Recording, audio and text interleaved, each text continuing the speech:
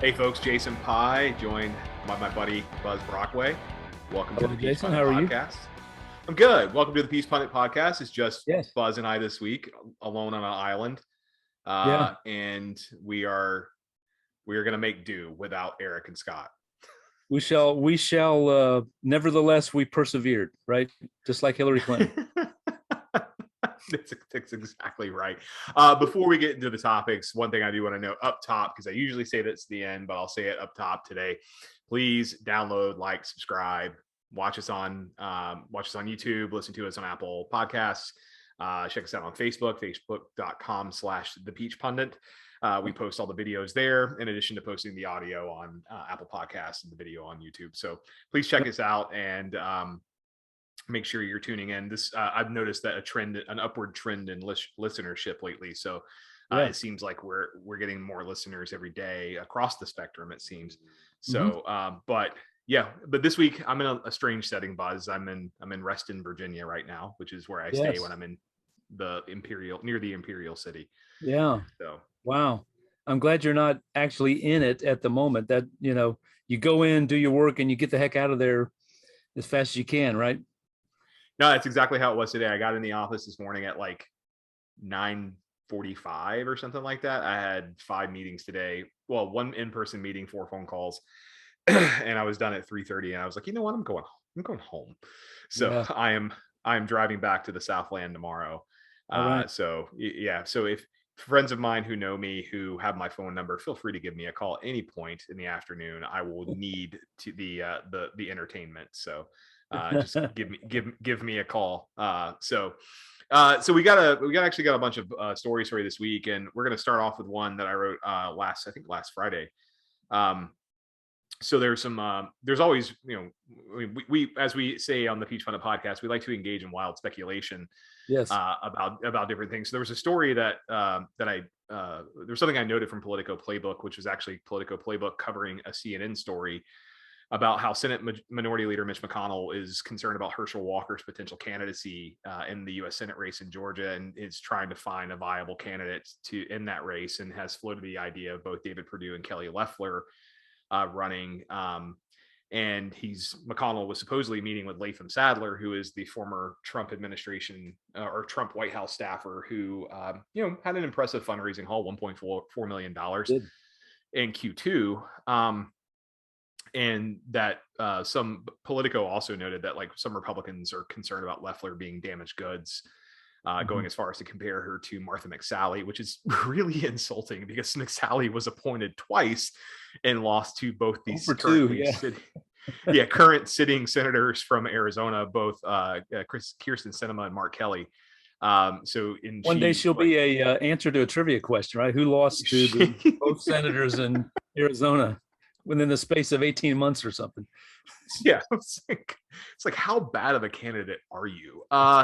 So that's the kind of but I noted that in context of something else, and that was a poll that came from Public Policy Polling, which is I will concede up front is a Democratic leaning polling company, but according to 538, which ranks all the polling pollsters across the country, they're actually one of the higher rated ones.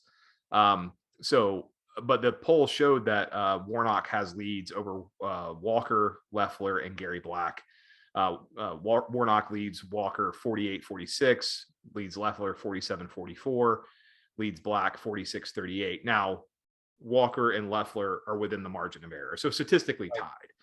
Gary Black, not so much. But Walker has the good news for Walker. He has a pretty positive favorability rating. Where Loeffler is viewed unfavorably by 47% of voters. I think she's only viewed favorably by 25%. Wow. And I think Black is like 15-15, but most voters don't know who he is. Right. And Warnock has an approval rating that's currently above water, but only just. It's 43-42. So it leads one to kind of wonder what's it's going to be a dogfight. Regardless of what happens, regardless of, because like there's going to be money poured in this state, whether Republicans have a top tier candidate or not, it's going to be a dogfight. Yeah, I mean, I think it's the interesting numbers that you mentioned there, Loeffler with that high negatives. I wonder if it's a combination of she went through pretty brutal primary, versus Doug Collins, then an intense race against Warnock, and then she stepped out and said she was going to challenge Georgia's electors, and then turned around and didn't. So Trump world is all mad at her. She just kind of made people mad across the spectrum. But that's hard to. I mean, 47 is a high number. It's really hard to turn that around. I mean, I know she's got a lot of money, but wow, that's an expensive proposition to turn that around. And that money didn't do her much. I mean, yeah, she lost by what I can't remember how many votes she lost by. 30 or 50,000. I mean, it wasn't a massive number, but 30 or 50,000 votes. Yeah, I don't remember off the top of my head, but I mean, it was a close race, but all the money she poured into that run. I mean, I think I don't think we've discussed this before, but I remember being at home a lot more at Christmas last year and seeing every time I was watching TV, during every commercial break, I was like a barrage of 4 or 5 ads in a row. And one was the NRSC, one was Loeffler's campaign. I heard, and then I would get one from Ossoff and Warnock. And, it was a lot to take in, but all the ads that the NRSC and Loeffler put out, at the end of the day, it didn't work. Right. And, I don't know. I just don't see, I don't see her. Yeah, she's got money, but I don't see her as being a serious, she's a serious candidate, but she's not viable. Yeah. And I think for her, she's been down that road once already. Does she want to do it again, or does she want to continue to build her Greater Georgia organization, which is showing some signs of early success? Yes, it was a Republican leaning House seat, but they tried to use it as a proof of concept for their get out the vote efforts, and they did a pretty good job getting out the vote. So I mean, sure. That's a way that if she wants to have a political future, that might be the best short-term path. Stay away from all the Trump mess and just focus on helping other Republicans getting elected. You make a lot of friends that way when you help other people get elected. So yeah, but I think we're also at a situation right now where we're in the last sort of realm of Republicans being able to win statewide in Georgia. Yeah, I mean, the landscape is shifting right ever so away from Republicans, where yes, 2022 is going to be competitive regardless of who runs against Warnock, or even to some degree statewide. Yeah. And so I don't know, so it's only going to get more marked in 2026 when there's another statewide elections. No, I think you're right. And it's definitely, and this is where I think Republicans, we've talked about this before, but where I think Republicans are really making a mistake. We've got candidates who are more or less, in order to try to win a Republican primary, they're staking themselves out as the most pro-Trump person in the race. And that may work in certain parts of the state, maybe most of the state in a Republican primary. I just don't know. We'll find out next year. I don't see how that's a viable way to campaign on a statewide race in a state that's a toss-up state and trending blue. I just don't see how that's going to be a great path to victory for these folks who are trying to do this. So I don't know, but it is interesting. The Herschel, and I think this speaks to, he was a running back at Georgia 40 years ago. There's a heck of a lot of people in this state, a lot of people who attended the University of Georgia who might not know who in the world Herschel Walker is or was, and what he meant to the people of the state. And I think he starts with name ID that's higher than many other first-time candidates. But I don't know. I think if you're wanting to run a celebrity candidate like that, you want to have a poll that shows you winning before you jump into the race. So I don't know. No, I did see one thing. There's been some attacks on Herschel recently, and we can talk about one in a minute. But Jeff Hollinger on Channel 11, longtime sportscaster before he became the news anchor, was remarking how how shocking it was for somebody like him and like guys like you and me who've been in the state of Georgia a long, long time to see Herschel Walker attacked. Imagine the day when, I mean, that would have been unthinkable, that Herschel Walker would be attacked by people. That's that is pretty amazing. I mean, it's because I mean, as a Georgia fan, I mean, everything you hear about Herschel Walker is just about the glory days of Georgia football. Yeah. And, it's and, the famous Larry Munson calls of, Herschel Walker literally running over Tennessee defensive backs and linebackers and running into the end zone. And, but things, and that's why I said, like, when I was talking about Herschel Walker's favorite in the post I wrote at FreedomWorks, like, or not FreedomWorks, at Peach Pundit, talking about his favorability rating, it's like, he's viewed very favorably by Georgia voters, but like, I mean, he's under 50, but he's viewed overall favorably. It's like, plus 15, plus 20. I don't remember off the top of my head. I closed out the post in my browser, but but like, that's because he that's all that people remember when some of the negative things start coming out about him, which they've already started to come out. The stuff he's even in his own book. And just by default, because of how divided we are as a country, the moment he takes a stand on whatever issue, half of the people are automatically against it. And so it's that favorability rating.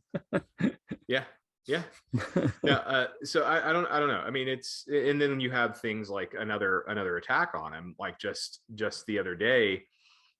You had an Associated Press story, I believe, that came out that showed that Herschel Walker, who said that all that voter fraud should be prosecuted. Turns out his wife, who is a resident of Texas, voted in Georgia last year.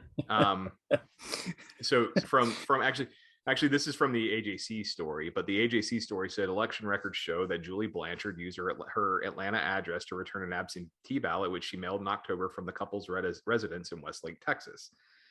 Blanchard also owns a home near Buckhead. In the quote here, is pretty interesting. If we're residents in both places, is that legally wrong?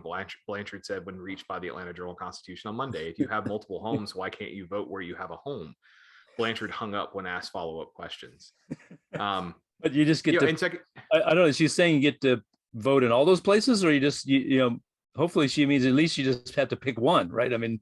Yeah, I mean, it's you. Yeah, I mean, like, and that's the thing. Like Raffensperger said last year during the runoff, like he was going to prosecute people who moved in temporarily from out of state, and that included Andrew Yang, who was a Democratic presidential candidate in 2020, who said he was going to move to Georgia for the runoff so he could vote for Ossoff and Warnock. And it's just like it's like I don't know where the Secretary of State's office is about that, and here we are actually talking about the Secretary of State's office while not talking about something stupid he did.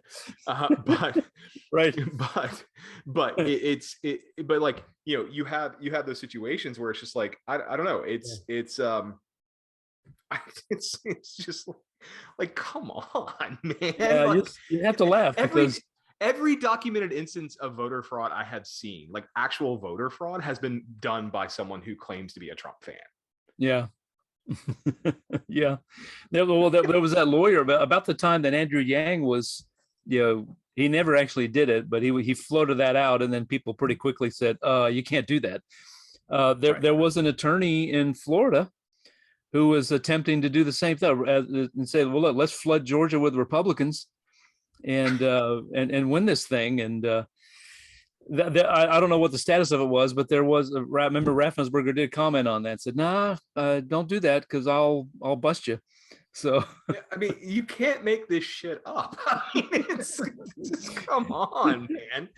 It's just like, but like Herschel Walker, like, and like I get that she's your wife, but she committed voter fraud. Yeah. Like, so should she be prosecuted?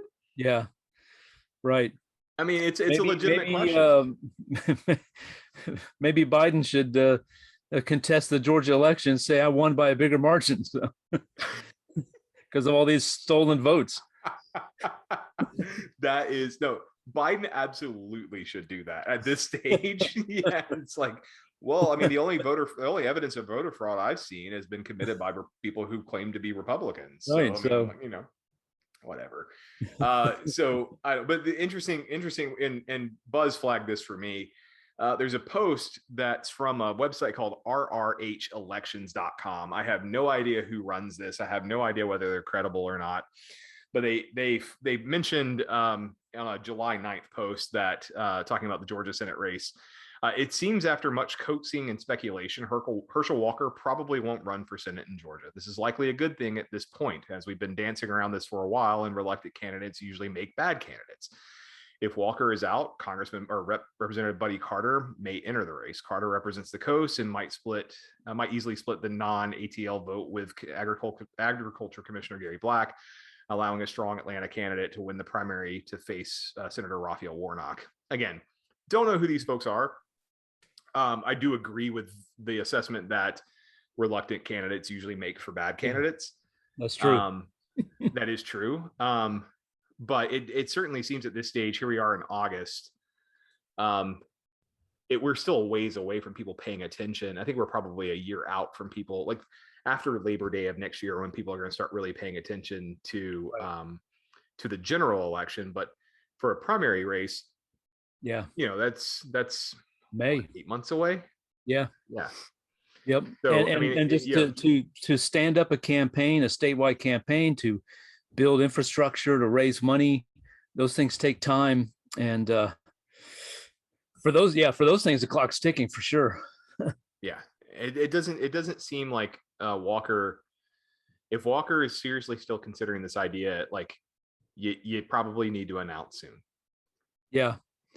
And like, Jason, you and I were talking before we hit record, if he's just not, to me, acting like a guy who's thinking about it, who's thinking seriously about it. You would hear regular comments from him.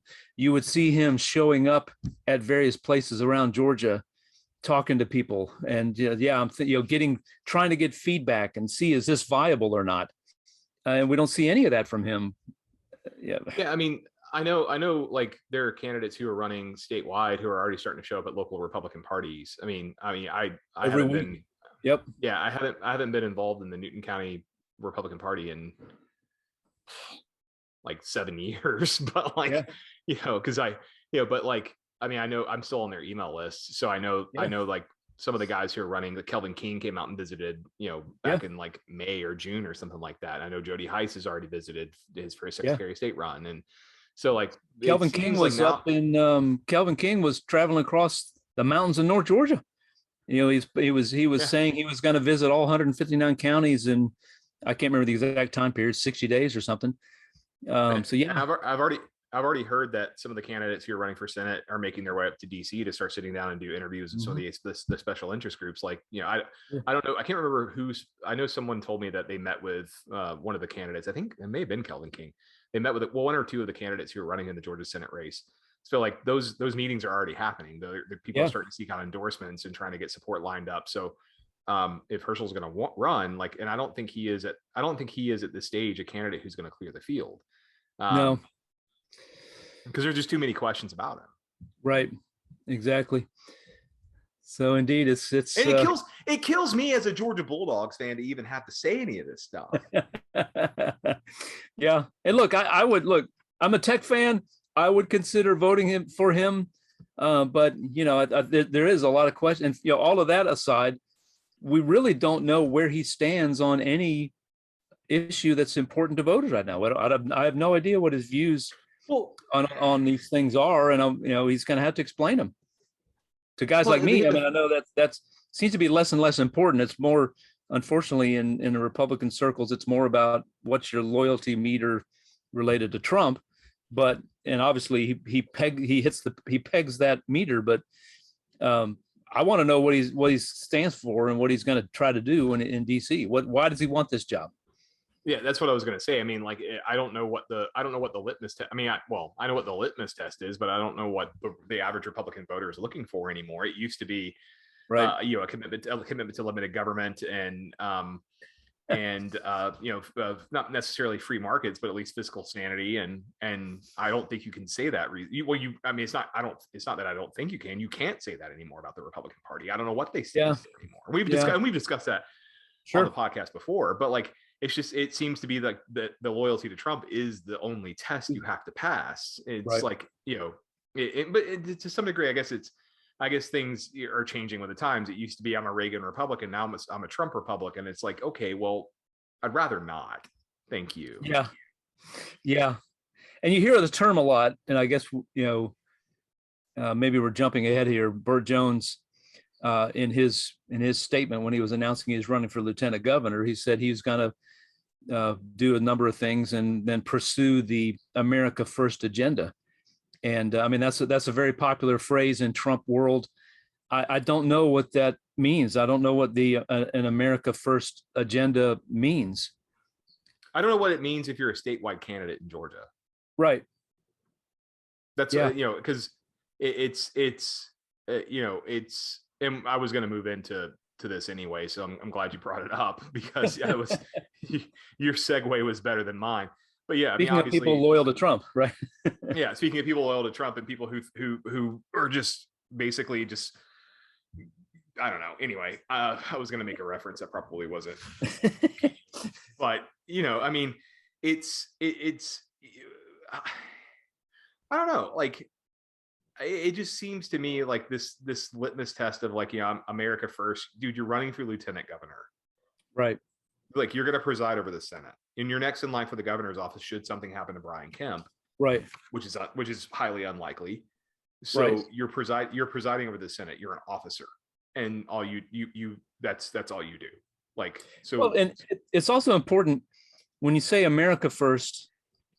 What comes to my mind is there are things that are good that you can make the argument are good for America that might not be good for Georgia. And you encounter this when you're in the legislature, and there was 180 of us in the House. The views and the needs of the people in my district were sometimes at odds with the views and needs of people in other parts of the state. And my job as the representative was to fight for that their needs and views were represented and held. If I'd had said, well, I'm just, I'm a Georgia First, then people in my district, I think, could reasonably say, well, what about us? And in those times when it's an odds, whose side are you on? And I think, that we'll have to see. I'm sure, Burt's a smart guy. He'll flesh out what he means by that. But, what does it mean? I mean, as lieutenant governor of Georgia, obviously, you want the safety and security of the United States of America. Of course, we take an oath. People elected in Georgia take an oath to protect and defend the U.S. Constitution in addition to the Georgia Constitution. I get all that, but your job is to represent the 10 million people who live in the state of Georgia. And when we're for example, we're in water wars with Florida and Alabama, for example. What's in the best interest of the United States? It's probably in the best interest of the United States to cut a deal on that thing. Is that the best deal for Georgia? Right. I mean, it's also like, what's like Georgia First. I mean, like, what's good? Like you alluded to this. What's good for Atlanta? Because Metro Atlanta is half the state's population. Yeah. And like, what's good for Atlanta, it could be reasonably argued is good for Georgia, but like, what is like that may not resonate with someone who lives in Valdosta or Cairo or Blairsville or Gainesville or Blue Ridge or Dade County or whatever the case may be. Like those things, how we view as Georgians view what happens in Washington, D.C. We're we hate most of it and we don't like it because what's good for D.C. is recession proof, and it's recession proof for a reason. What's good for D.C. is not necessarily what's good for the rest of the country. What's good for business may not necessarily be good for taxpayers. Yeah. There are a lot of different ways to look at this. And the whole concept of America First is like, I remember during World War II when that was a bad thing to be. So and so that's besides the point. But what does that mean in Trump world? Okay, so you like protectionism and you're anti-interventionist. Yeah. Well, I agree with one of those things. I'm anti-interventionist too, but like the last time I checked, Georgia doesn't declare war on other countries, and we don't set national trade policy. In fact, trade policy that if it's bad can actually hurt the Port of Savannah. Mm-hmm. Well, and Trump's trade, well, we know this, Trump's trade wars with China cost Georgia farmers a lot of money, a lot of money. It hurt. And immigration and some of the anti-immigration legislation we've seen have hurt Georgia farmers as well. Yep. So, because like, you know, and you may not like it. And look, I mean, I'm not a restrictionist when it comes to immigration. I actually think immigration is a good thing, but, you know, but it's, I mean, what, like this sort of nonsense we're hearing from a statewide candidate does not bode well necessarily. Yeah, and as I said, I serve with Burt. I like him. I think he's a good guy. I'm interested to see how he performs out on the campaign trail. He's running against Butch Miller, another seasoned politician who I like and served with. You know, I was in the House side, obviously, but it's going to be a really interesting race that you're setting up. But you know, these things. I'm the kind of voter. I'm looking not just for slogans and. You know, you toss out America first. That's obviously a nod to as if Burt needed any further nod to the Trump supporters, but that's a nod to Trump supporters that I'm one of you. And you know, let's flesh that out. What does that mean? What does that mean for Georgia, and why should I care? And I realize I may have referred to Burt Jones as Butch Miller earlier. I meant Burt Jones, but you know, don't listen to me. I'm a Pepsi drinker. Speaking of signals, the Peach Pundit Podcast, powered by Diet Pepsi. To quench your thirst, choose Diet Pepsi. There went half of our listenership. Right, exactly. But it's going to be interesting. I mean, Butch Miller, you know, the Gainesville business community is strong, and they are loyal. They get behind candidates that, you know, from their area. You know, Doug Collins was supported well by that group. They elect the folks in Gainesville elected a governor in Nathan Deal, and elected a longtime lieutenant governor in Casey Cagle. And so they put their money where their mouth is. And so, you know, Butch is going to be well funded there.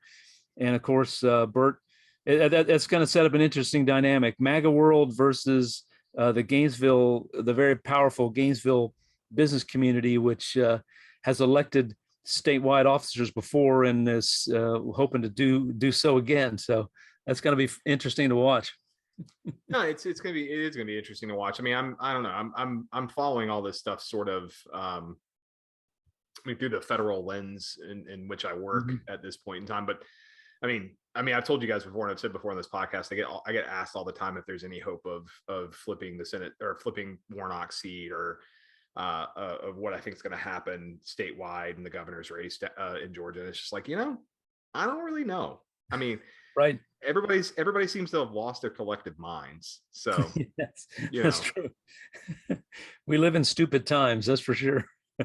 we really do. I mean, and I don't know. And speaking of stupid times, I mean, and we have some stupid elected officials, including Representative She Who Must Not Be Named from Georgia's 14th congressional district, who has gotten herself banned from Twitter. Yeah. Again. Yeah. And 7 days, I think, this time. And I think I didn't see the tweet, but I think she was claiming that the vaccines just don't work.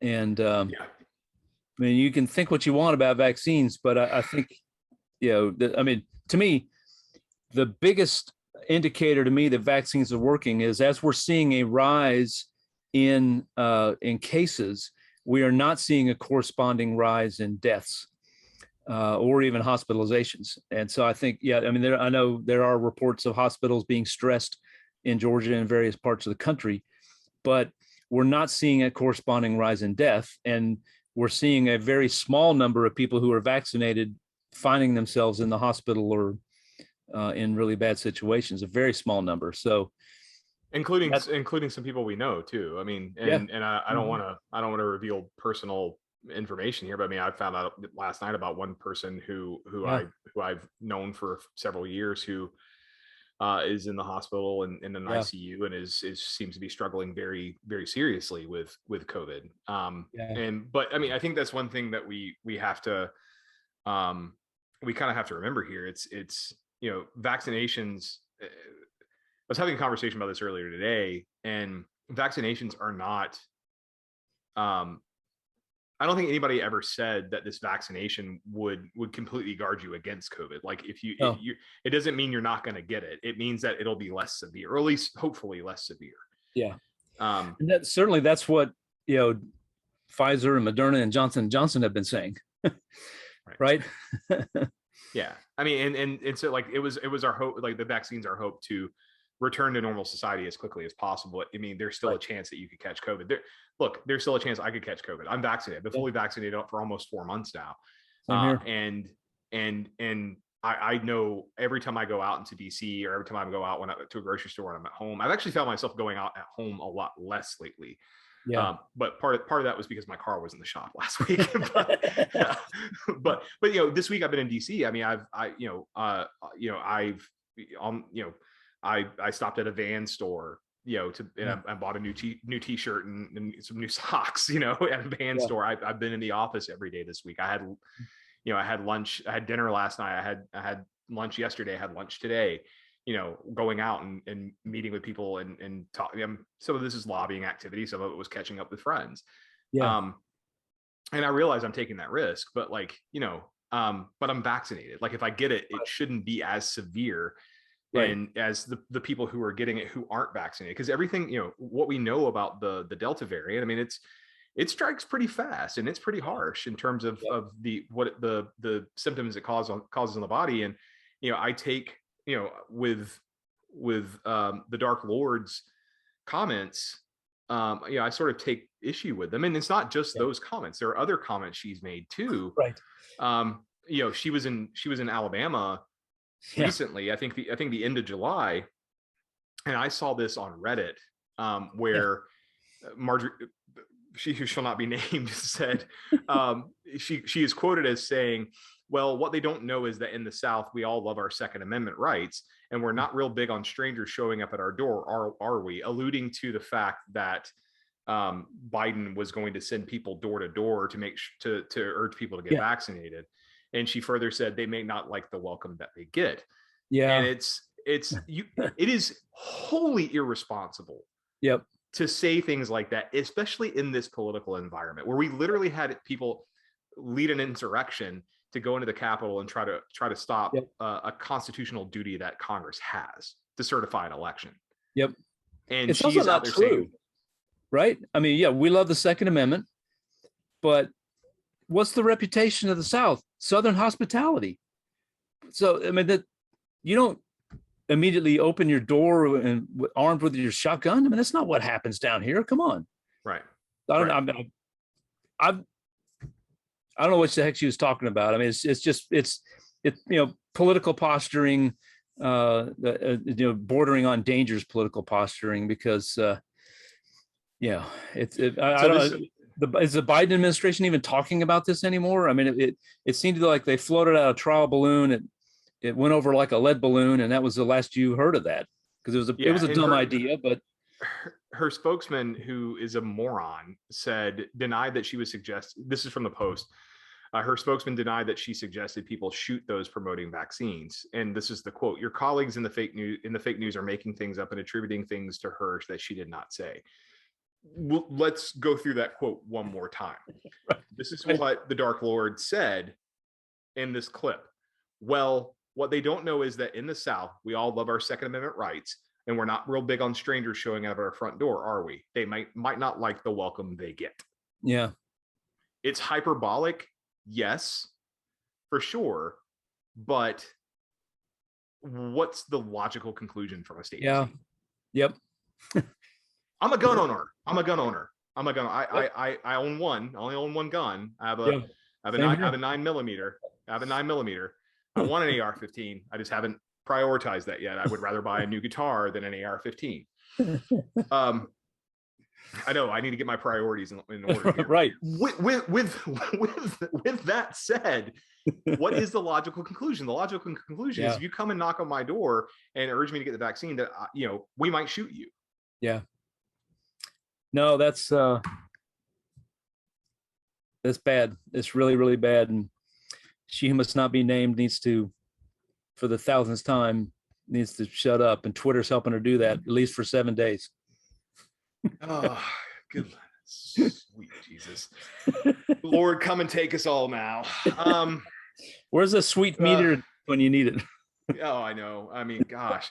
In a nod to our old friend Doug Mataconis, who unfortunately recently left this plane of existence. R.I.P. Doug used to say, "Bring the sweet meteor of death." So, geez, Lord help us. Before we get to some things brewing in the governor's race, wanted to talk a little bit about, since we're on the topic of COVID and vaccines. So apparently Brandon Beach, State Senator Brandon Beach, is going to introduce legislation to prohibit private businesses from mandating vaccines or refusing service. Buzz, I take this as baking the damn cake.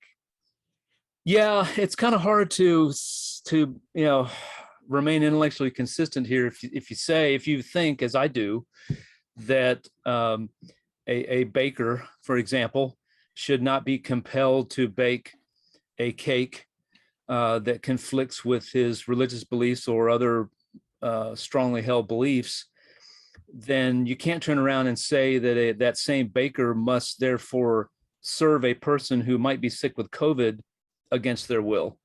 I don't know how you can square that circle there. And that's just one problem with that bill, in my opinion. That proposed legislation. Do you remember years ago the parking lot bill that the NRA, Wayne LaPierre came down here and tried to push this piece of legislation that would require businesses to allow employees to keep a gun in their car, even if they ban firearms on the premises. Mm-hmm. Yeah, and I had a real, and I mean, it seems like everybody did. I think even like a couple of the state gun groups were. I know. Georgia gun owners was, I think they were opposed to it. But Georgia Carey, you mean? Right. Georgia Carey, yeah. Georgia Carey, yeah. But like, it was a property right. Yeah, when you have conflicting rights, I mean, to me, property rights is higher than this is carry a gun anywhere you want to, right? I mean, there's it's the same reason I don't like smoking bans. I mean, like let the property owner decide, and the market will ultimately. I mean, to this day, I think indoor smoking bans of all businesses is stupid. It's like let the property owner decide. If he doesn't want it, the market will. If he doesn't want to do that, the market will weed him out. And people will stop coming. But this is a horrible infringement on people's property rights to sit there and say that you have to do this. That you can't ban, you can't have mass mandates, and that you have to serve people who haven't been vaccinated or whatever the case may be. And I realize Ron DeSantis has done this, and that's like the popular thing right now. Right. But this is a level of lib owning that just doesn't we have to sacrifice property rights to own the libs. Yeah. There you go. I mean, there are a few, I've seen pictures on Twitter and stuff that there are a few restaurants in Atlanta that are saying, if you're not vaccinated, you're not welcome. They say a little nicer than that, but that's essentially what they're saying. They have every right to do that. In my opinion, they have every right to do that. And I have, just like getting vaccinated is a choice. And to be clear, Senator Beach is not, he in his, the interviews that I saw with him, he is saying he's vaccinated and please go get vaccinated. So he's not saying that. He just, for whatever reason, he thinks that businesses should be prohibited from keeping people out. And I don't, it's bad law, in my opinion. And hopefully if he does indeed introduce that bill, hopefully he'll rethink that and not do that, and not introduce that bill. And if he does introduce that bill, hopefully it goes nowhere, because it's unnecessary meddling in the private affairs of a business when, as you said, Jason, the market will sort it out. If you don't want to do business with a person who says that, if you don't want to get vaccinated and a business refuses to serve you, you can go someplace else and you can say, I will never shop in that store ever again. And that's your right to do so. No, it's an exceedingly dumb idea. It's an exceedingly dumb idea. Property rights matter. That's it. Yeah. That's it. That's the tweet. Property rights matter. So I don't know. In other Georgia related news, we have our good friend George Chidey. Am I pronouncing his last name right? I always feel like I get that wrong. I was calling Cheaty, but I guess I've never asked him. I've never asked him either, and I only know him by George. So he has an interesting piece over at Decatorish.com, where he is the headline is Stacey Abrams' silence causing great disturbance among Democrats, and it goes in with the theme that Stacey Abrams might not run for governor of the state of Georgia.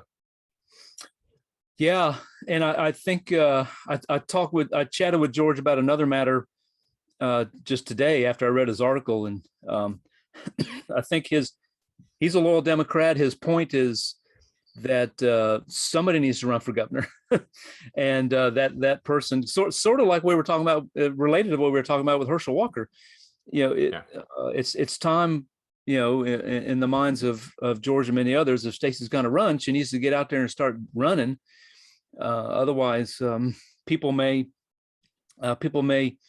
move on from her, and she might find herself in a primary race. And I think George mentioned that calls are being made. I believe he mentioned Michael Thurmond, who's former labor commissioner, now CEO of DeKalb County, is very trying to be as respectful as he can to Abrams, but testing the waters and seeing if he should be the guy who steps up and runs for the Democrats. And the longer Abrams waits, we talked last week about her tour that doesn't include any stops in the state of Georgia.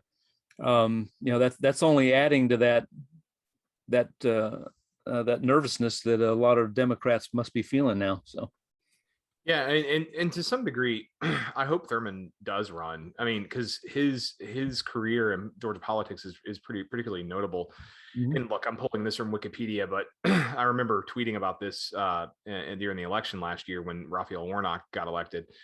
So Wikipedia notes in 1986, he became the first African-American elected to the Georgia General Assembly from Clark County since Reconstruction. During his legislative tenure, Thurmond authored major legislation that's provided more than $250 million in tax relief to Georgia's senior citizens and working families. He was elected in the following November in 1998. It looks like he was elected Georgia Labor Commissioner, becoming the first non-incumbent African-American to be elected statewide in Georgia. Mm-hmm. I'm sorry, I have a cat underneath me here who is meowing at me. And I'm reluctant to mess with this cat because I think this cat could kill ISIS. What's Zoom without an animal appearance, right? Yeah, his name is Indy, and I'm actually scared of him. But I think he didn't. I can't remember if it was him or Thurbert Baker. I know Thurbert Baker ran for, I think, governor in 2010 or maybe it was 6. I don't remember. But he was either Thurmond or there he is. There's Indy. But I know Thurmond. I thought he tried to do something, maybe run for Senate or something else. It's not showing up on Wikipedia, but he tried to seek higher office and lost. I think so. But he's currently DeKalb County CEO. Mm-hmm. And he is. I mean, I don't know. I think there would be some measure of poetic justice if he were to run and win. Mm-hmm. Not that I want him to run and win. I mean, but like I'm just saying, like, considering his distinguished career in Georgia politics. Yeah, I agree. And I think, Thurbert's, in my observations of him is he seems to be a level-headed individual who, they brought him, if one of our viewers can correct me if I'm wrong, they brought him in to be the superintendent of DeKalb County schools at a time when there was a lot of turmoil in the school system. And It was precisely because of his reputation as a calm, cool individual who could stabilize that situation. And he did. And then he got himself elected DeKalb County CEO. And, contrast his time. He's not in the news every evening like Brian Kemp's current primary challenger, Vernon Jones, when he was DeKalb County CEO. So I think you see again, even in there have been a lot of people critical of the CEO model for county government, but Michael Thurmond seemed to be making it work. And, having a base in DeKalb County to run from is not a bad thing if you're wanting to seek statewide office on the Democratic side. And Thurmond is also an author. He wrote Freedom, Georgia's Anti-Slavery Heritage, 1733 to 1865. So I'm actually going to save that on my Amazon list. I'd like to read that if I can find it somewhere. I know it's not currently available on Amazon, but he was a distinguished lecturer, can't talk today, at the Carl Vinson Institute of Government in the late 90s. But no, like I said, it seems like it would be some measure of poetic justice if he were to run and win.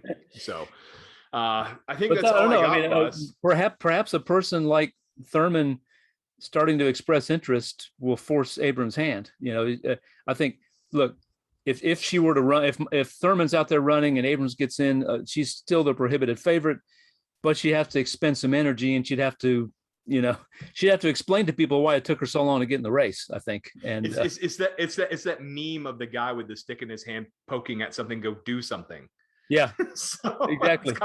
That's kind of where we're at with Stacey Abrams. Like now, it's like do something, So that I don't have anything else, Buzz. I don't know if you've got anything else. I think that's mostly a wrap on this week's Peach Pundit Podcast.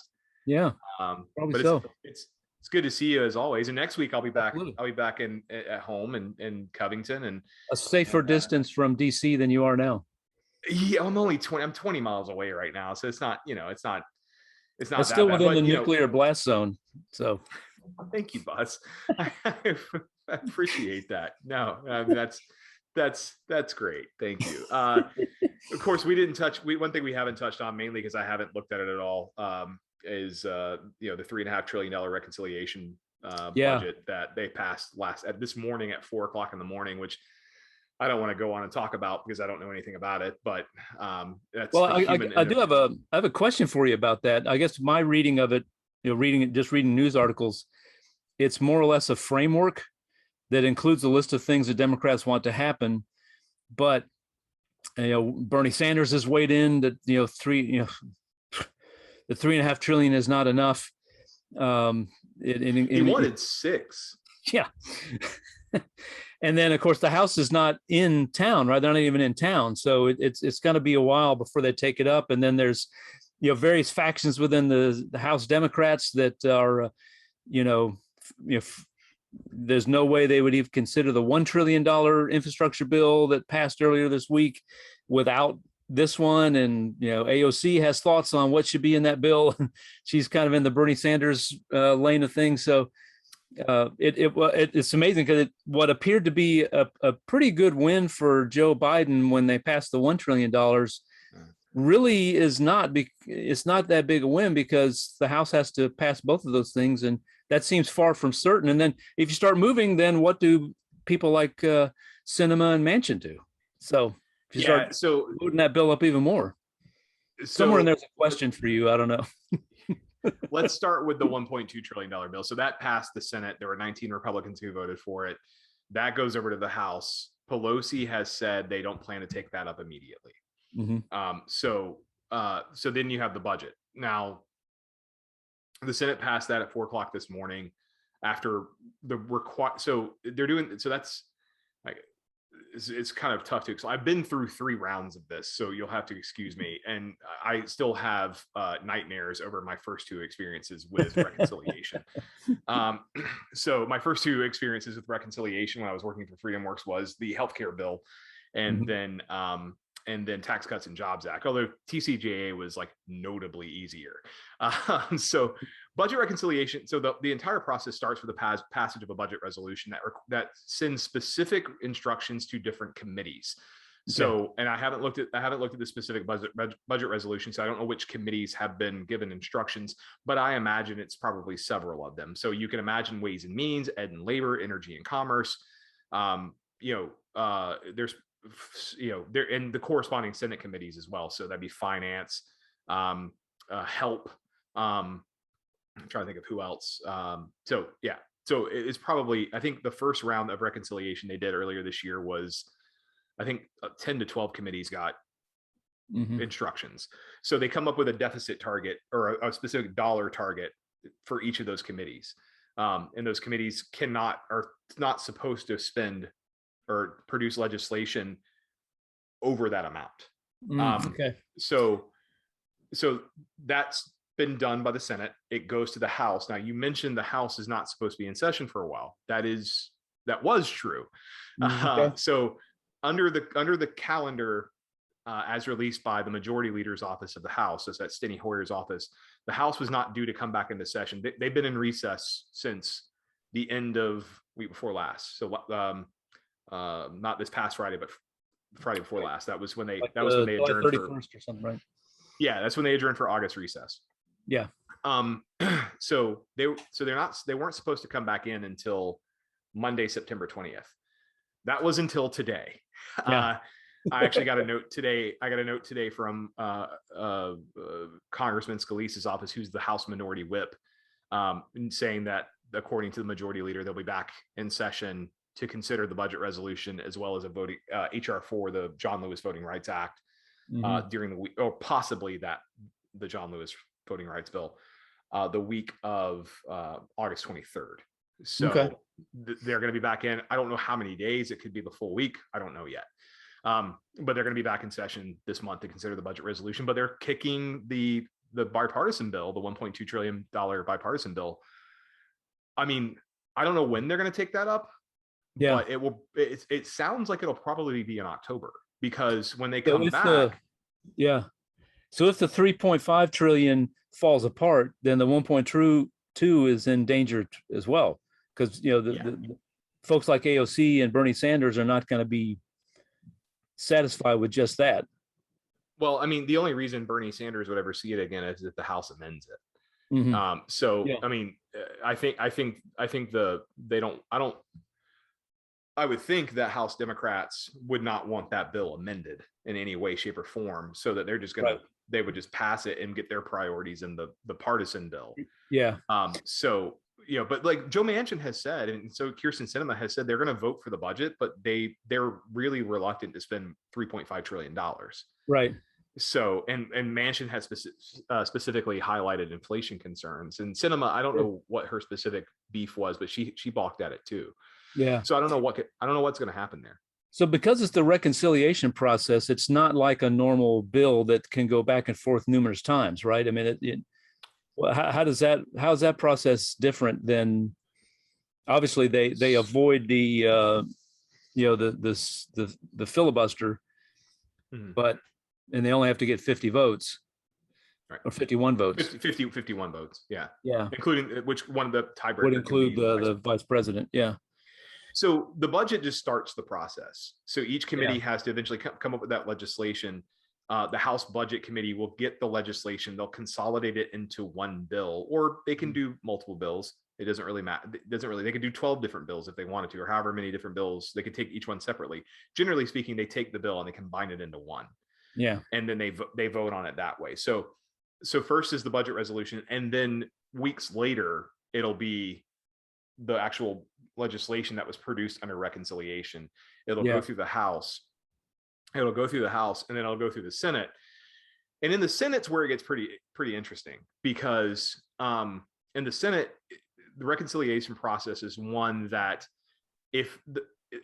that it's really hard to explain. I wrote a post about this, and this probably would be good to talk about next week. Right.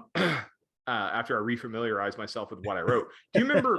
do you remember when Democrats were trying to do? They were going to try to do a minimum wage increase through budget reconciliation. Exactly. Yeah. Right. Earlier this year. Well, I guess that would have been part of the COVID relief bill. Right. Yeah. Yeah. So the problem with that was that the Senate parliamentarian said so Democrats were trying to say, well, this will have a revenue impact and a spending impact because these people will be paying more in taxes.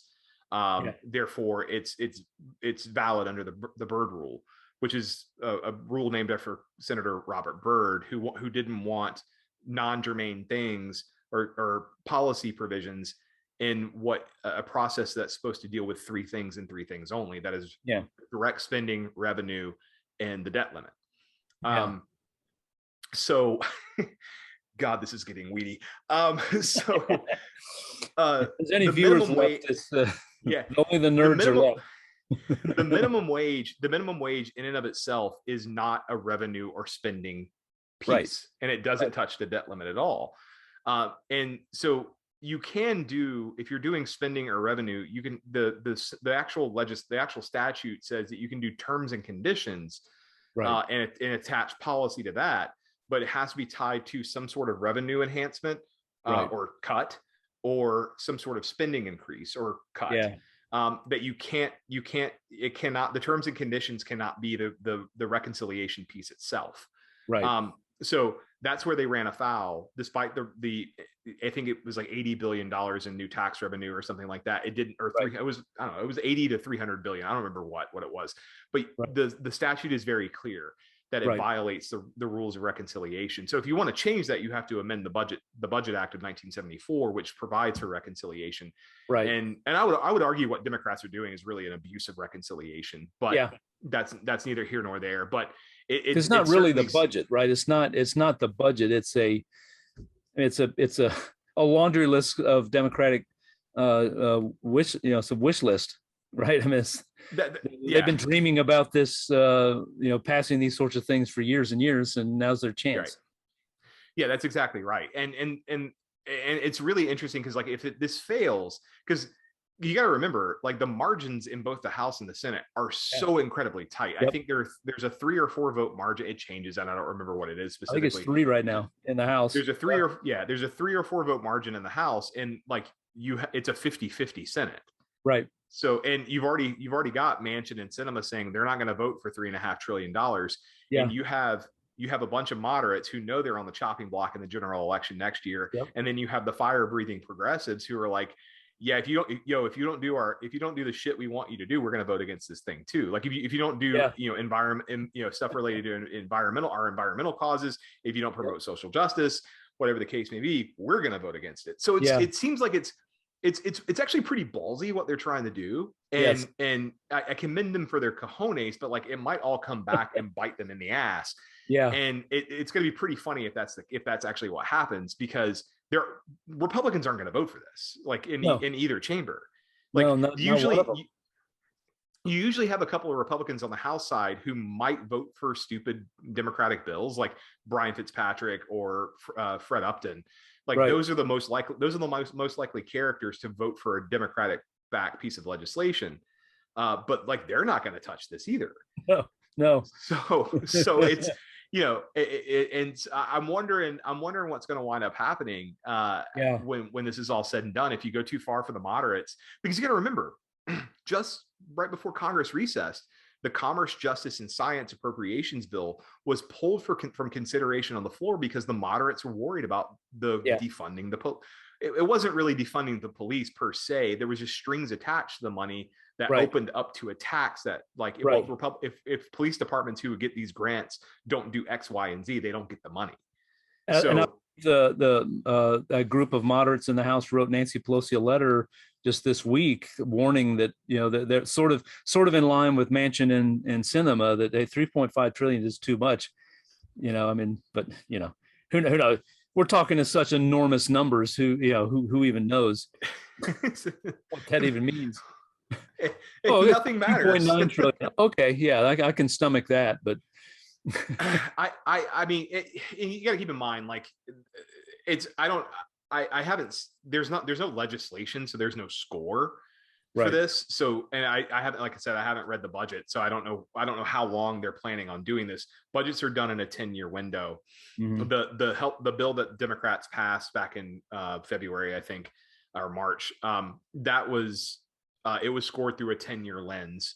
And I think about 70 to 80% of the spending was in the first 2 years.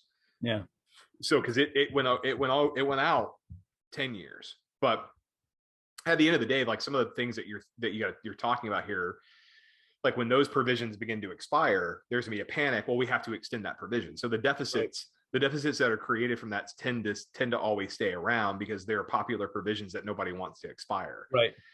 So that's kind of the situation. I mean, I'm sorry if I'm not explaining this right. We can have another discussion about this. Grasp it. Yeah. Yeah. I wrote a piece, and maybe it's something I could repurpose and post at Peach Pundit, just kind of explaining the budget reconciliation process. I haven't, the one that passed earlier this year, because of I was still at FreedomWorks at the time, but like I was on my way out, so I didn't care. Yes. But I'm happy. I may have even written into March. I don't remember, after I left FreedomWorks, but I'm happy to repurpose that. I might even do that tonight after I get the podcast edited, and sort of explain budget reconciliation, and kind of how it works. It's a very different process than like the Georgia legislature, which is a mystery to most people too. But but one thing you would ask is whether the legislation can be kicked back to each other. The answer to the question is yes, but there's an asterisk the size of Georgia beside that. And the reason I say that is because I mentioned Votorama on the budget. Right. Votorama is not a one-time thing. Every time reconciliation legislation comes before the Senate, it's subject to Votorama. That's just a string of senators coming forward with every kind of amendment you can imagine, right? Unlimited amendments. You can't fill the tree. The leader can't fill the tree, and filling the tree means you're blocking amendments. So you can't fill the tree. So when the House passes its legislation and it goes to the Senate will have a Votorama where you can have it's unlimited amendments. Basically, any idea you have, they had this last night. Any idea you have. And this will be more substantive because you'll be going in and targeting specific provisions of legislation where you can try to strike that out. So you're opening up potentially vulnerable Democrats to pretty tough votes. Well, and if it gets kicked back, but Buzz, if it gets kicked back over to the House and then the House makes the House makes an amendment or whatever, they send it back to the Senate, it goes through it again. Or more interestingly, when they go to conference. Yeah. And they work out an agreement, because that's probably most likely what's going to happen to limit that sort of thing. So the House votes on its bill, the Senate votes on its bill, post Votorama, it gets changed. They agree to go into conference. That conference report is subject to Votorama. Yeah. Wow. And then, of course, if any one of those with you've described all the different factions, all the moving parts, the narrow margins that Democrats have there, one amendment passing could blow the whole deal up, right? Yeah, because like Joe Biden yesterday voted for an amendment to largely gut. I mean, Joe Manchin. Joe Manchin. Joe Manchin voted for an amendment yesterday to largely gut Joe Biden's electric vehicle proposal. Yeah, and it's like so if you go in there, electric vehicles in West Virginia, come on. Right. So if you go in there, if you go in there. And if you have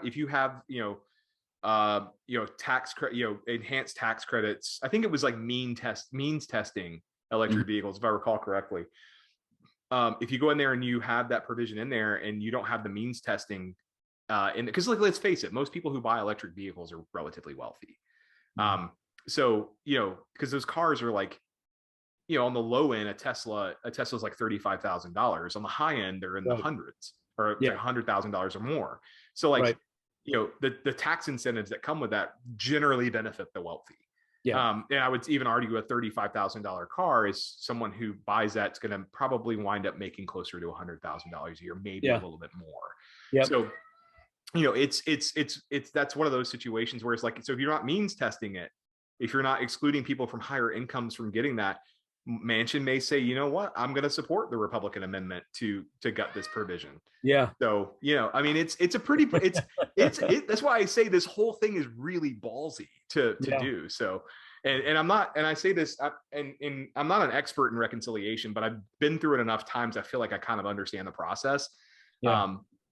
But yeah, it's going to be interesting.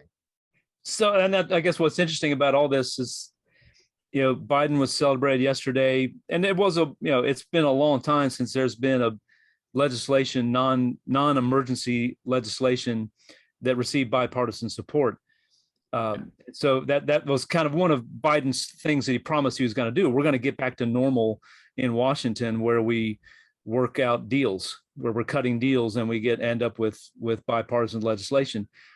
And that you would think that'd be a moment to celebrate that, but you realize this is just the first step in a very long process that could crash and burn. Yeah, I mean, it really could. I mean, there's a lot of things. It's a huge political risk for Democrats, because if it fails, you can't really blame Republicans, because they were never going to be with you anyway. No, and that's actually, I know a lot of, well, there's a lot of Republicans criticizing McConnell for going along with the 1.2 trillion infrastructure that passed yesterday. I actually think it was pretty smart politically, because you're saying, no, we focused this bill on infrastructure, even though there's a lot of crap in it. This was an infrastructure bill, not this other bill where we call everything under the sun infrastructure and pretend that it's infrastructure.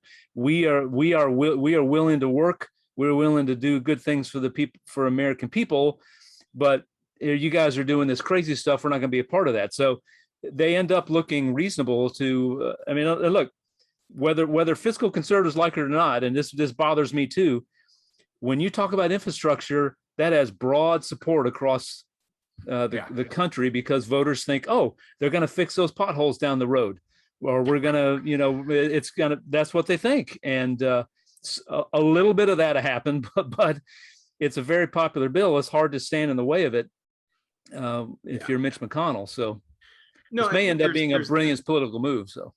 So there, and look, if I were a sitting senator, I would have voted against the bill because of the deficit concerns alone. That people are saying, like, well, it's only a $500 billion spend because everything else is paid.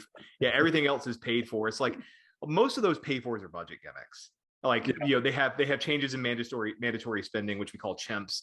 Like, they have some of that. They have fees. They have other things. It's like a lot of those are budget gimmicks, and those things are never going to actually come to fruition. So the price tag is actually probably going to wind up being much higher than that 580 something billion, that whatever the price tag, the real price tag they're saying it is. But I do think McConnell's play on this, and taking the fiscal concerns aside and putting on just a pragmatic hat here, with the conversations around the filibuster, with the conversations around just the sort of toxicity in Washington, D.C., I think McConnell needed this as much as Schumer did, and as much as Biden did. More so, Schumer probably didn't really need it.